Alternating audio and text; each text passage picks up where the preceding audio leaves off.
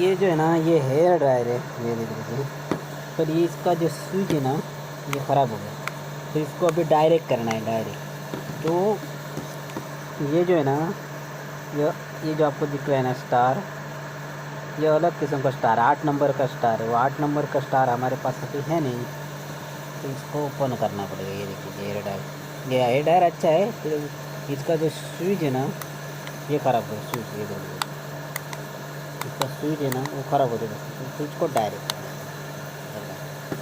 तो ये देख रहे इस तरह से डाल, यहाँ से इस तरह से दिख जाएगा ये।